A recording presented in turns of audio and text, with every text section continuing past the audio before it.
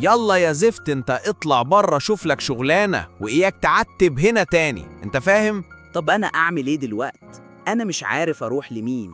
أنا طردت ابنك من البيت، وإياكي تتكلمي. أحسن برضو، أهو يوفر لقمته. الله، إيه ده؟ أنا بحب الجري قوي وممكن أسبقهم كلهم، بس لو خدت فرصتي. لو سمحت يا كابتن، أنا بحب الرياضة قوي وكمان سريع قوي في الجري. بجد؟ طب تعالى ورينا يا بطل. مش معقول. ايه ده؟ برافو عليك يا بطل. اسمع، انا هسجلك في مسابقة الجري بكرة، ايه رأيك؟ أكيد موافق طبعا يا كابتن. لو سمحت، كنا عاوزين نقدم للقط مياو في مسابقة الجري. تمام، بس علشان تشارك لازم تمضى هنا. تمام، أنا مضيت عليها.